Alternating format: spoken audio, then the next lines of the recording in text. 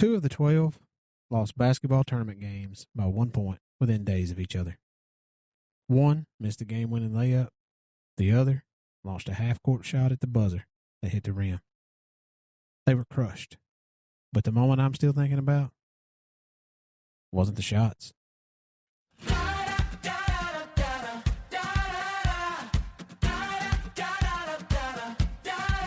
Just Jesse's jabber with a friendly face.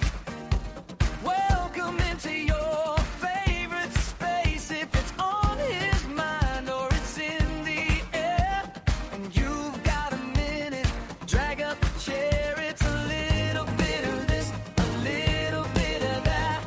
Stay a while and join the chair. Jesse's jabber, Jesse's jabber. Time goes by, life goes faster. Take a minute just to clear your head. Maybe there's comfort in the words that he says. Going through life with his kids and his wife. Throws in sports and some PS5. No hot takes, he just shoots it straight. Just a regular guy at the end of the day.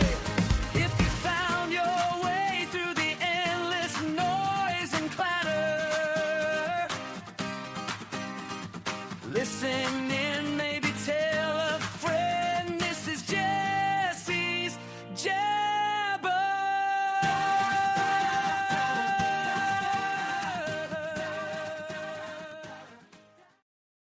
The sun's going down. My sweet tea's on ice. And the house, well, it's never quiet. The great white whale is settled in. The air's a little warmer tonight. And honestly, that's a win. Welcome in. I'm glad you're here. This is Jesse's Jabber. Outnumbered, overstimulated, and on the mic. Let's get into it.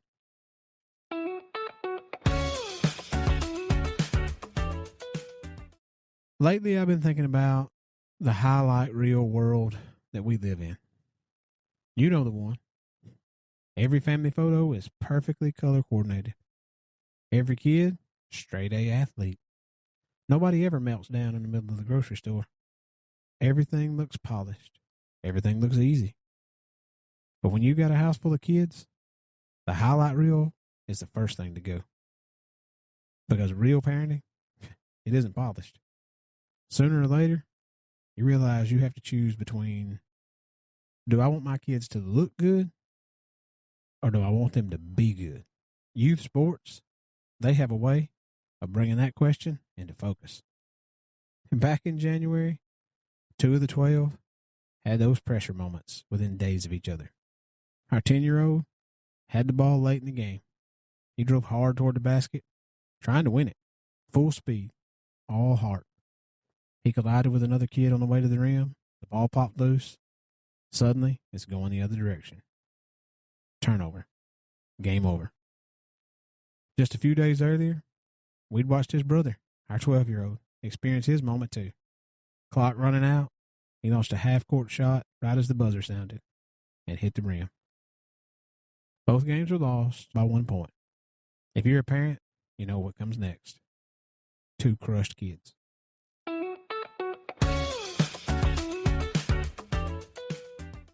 After the games, the explanations started rolling. The refs missed calls. That kid was trash talking. This or that should have gone differently. And look, they're kids. That's normal. Every kid tries to make sense of a tough loss somehow.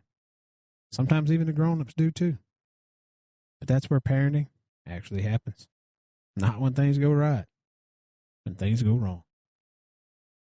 It's easy to jump on the wagon of, those refs were awful. That kid flops worse than LeBron and gets fake fouls. But we try to convey more of a control what you can control message to our kids. Especially when it comes to sports. You can't control referees, fouls, trash talk. Definitely can't control non-calls. But you can most definitely control your effort, your own mouth, your attitude, and your sportsmanship. Our parenting has always been different. Sometimes by choice, sometimes by necessity. Each individual kid responds differently. So our parenting styles are more fluid rather than concrete. And for this situation, Maria and I talked him through it the same way we try to approach a lot of things in our house.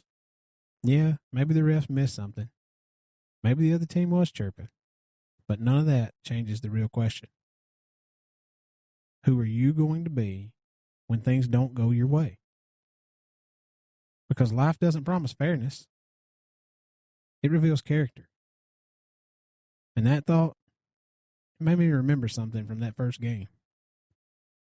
When our 10-year-old collided with that other kid under the basket, both of them ended up on the floor, ball rolling away, crowd reacting. But before anything else happened, our son popped up, reached down, helped the other kid off the floor, shook his hand, ran back down the court. There was no applause. The whistle didn't stop play. No foul called. Just two kids getting up and continuing the game. But sitting there in the bleachers, I remember thinking something. That's the moment I'm proud of. Not the shot, not the scoreboard, that moment. Because applause is cheap. It disappears the second the game ends. But character is what sticks. It shows up in how you treat people. It shows up when nobody's watching. And it travels a lot farther than any trophy ever will.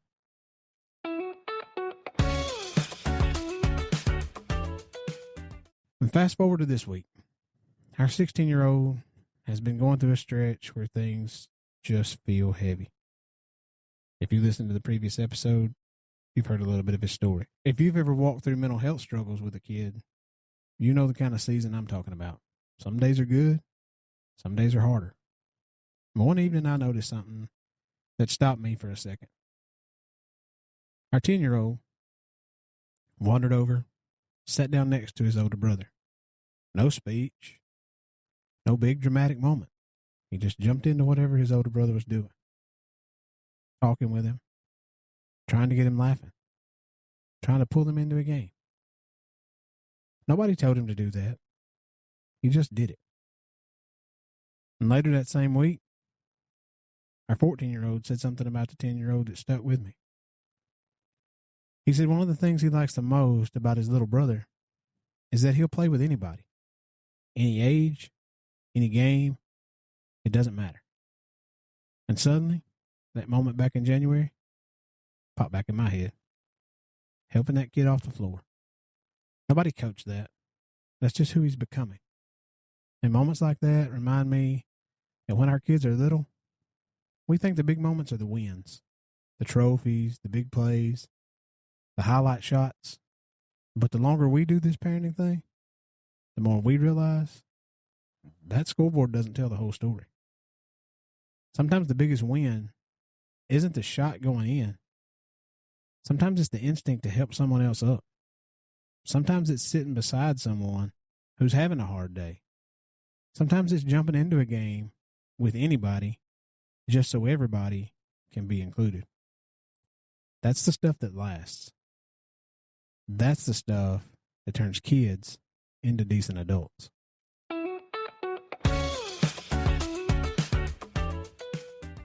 One day, this house, it'll be quiet. The bikes will be gone. The PS5 will be gathering dust. The noise will finally stop. And when the 12 look back on this house, I don't care if they remember the scores to their games. I hope they remember something else. I hope they remember that they were seen, not just for what they achieved, but for who they are. Not just when they won, but when they fell short. Not just when it was easy to be proud of them, but when it took work. I hope they remember that we weren't raising highlights in this house. We were raising humans. Humans who learn how to lose without falling apart. Humans who can be frustrated without being cruel. Humans who know how to apologize and how to forgive. Humans who show up when it's inconvenient, who tell the truth when it costs them something. and who choose effort when nobody's watching. I hope they remember that failure wasn't fatal, that losing a game didn't mean you lost your value, and that effort mattered, kindness mattered, helping someone up mattered. I hope they remember that this house was a place where it was safe to mess up as long as you got back up.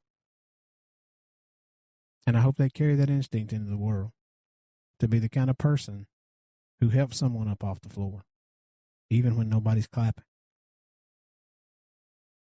I hope they realize that the lectures that they rolled their eyes at were actually just us trying to whisper our hearts into theirs before the world got too loud. I hope they remember that the dinner table wasn't just for eating.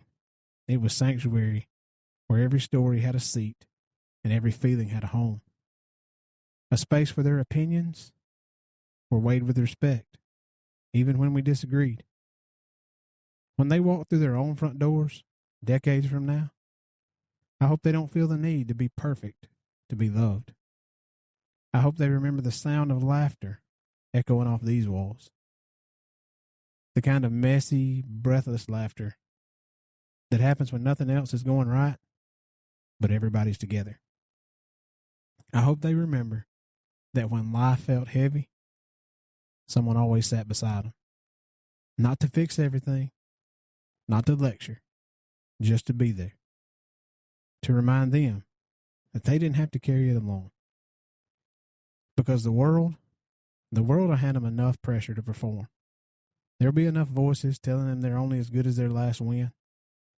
I want them to hear something different when they think of home. I want them to hear, you matter because of who you are, not what you did. I want them to know that showing up wasn't a chore, but a choice made 1,000 times over. And that being tough meant having the courage to be vulnerable. I hope they look at the empty corners where the bikes used to lean and feel a strange sense of fullness rather than loss. Because even when the house is silent, the lessons shouldn't be. I hope they remember that the highlight reel we never made was the most important work of all. Because a highlight is just a moment frozen in time. But character is the person you are when the cameras are off and the bleachers are empty.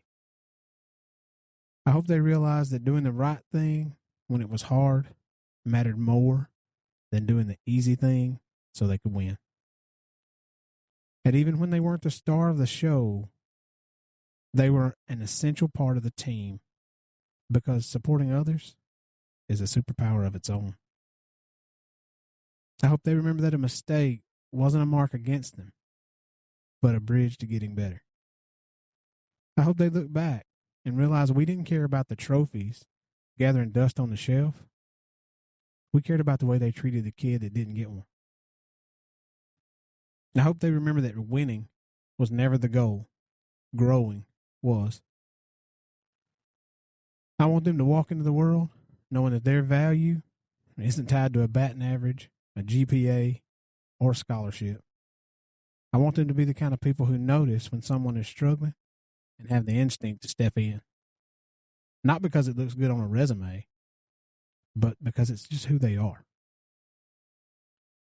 I hope they carry the quiet confidence that they're enough, not because of a trophy on a shelf or a number in a bank account, but because they were loved simply for existing. And if they ever find themselves lost in the noise of the world, I hope they can close their eyes, breathe in, and still hear the echoes of a home that told them every single day, you belong here.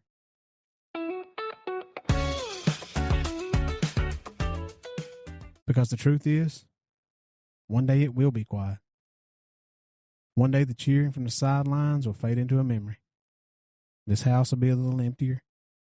We won't be replaying highlight reels. We'll be remembering the moments that built them.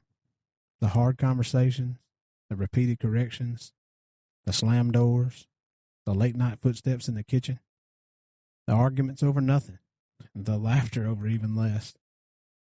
The times we didn't get it right, but we tried anyway. The nights we chose connection over convenience, and all the moments that felt overwhelming in real time. They'll be the ones we miss the most. But if we did this right, if we stayed in it, even when it was hard, if we kept showing up, kept correcting, kept loving, kept choosing patience when it would have been easier not to, then the silence won't feel empty. It'll feel full. Full of everything we built in the middle of chaos. Full of the lessons that stuck. Full of kids who grew into people who know who they are and how to treat others. Because the person they became while we were just playing a game, that's the legacy that outlasts the house, the bikes, and the noise. And maybe that's the win that never shows up on a scoreboard. Not perfect parents, not perfect kids, not polished, not highlight ready, but grounded, resilient, kind. Just a house that felt steady, a family that didn't quit on each other, and a legacy that sounds a lot like this. You were loved, you were seen, and you were never alone.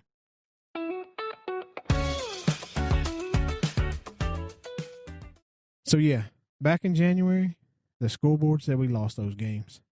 The buzzer sounded, the other team celebrated, and on paper, it went down as a loss. That's the part everyone sees. That's the part that shows up in the standings. But sitting here now, months later, watching the way that kid moves through the world, it's exposing the fact I already knew. That scoreboard wasn't measuring the most important things. Because what I see now isn't a kid defined by a tough night in the gym. I see a kid who got back up the next morning, a kid who still showed up to practice, a kid still high-fives his teammates, still puts the work in, and still carries himself the same way, whether the shots are falling or not. And the older I get as a dad, the more I realize those are the things that last. Wins and losses fade pretty quick. Trophies collect dust. Tournament brackets get thrown away. But the habits, the character, the way our kids learn how to handle disappointment, pressure, and failure, that stuff sticks around for a lifetime. That's the real scoreboard. The record might say we lost those games, but sitting here now, watching the way he treats people and the way he handles himself, the way he keeps showing up even when things don't go his way, I'm starting to think we may be winning something bigger. We're not trying to raise champions. We're trying to raise humans who know how to love, how to fail with grace, and how to stand back up. The kind of people who walk into a room and make it better. The kind of people who help someone up, even when nobody's clapping. That's the kind of legacy I'm chasing. Because in the end, the world doesn't need more highlights. It needs more good humans. And if that's what we're raising, then I'll take that kind of win every single time.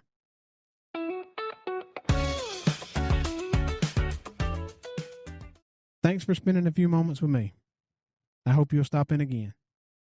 I'd really appreciate it if you'd take just a second and hit that share button. If you like what you're hearing here each week, help spread the word. Don't forget to like and subscribe wherever you choose to listen. Also, stop by jessesjabber.com and take a look around. Thanks again. This is Jesse's Jabber. Outnumbered, overstimulated, and on the mic. Drive safe. Hug your people. Love your kids. We'll talk again soon.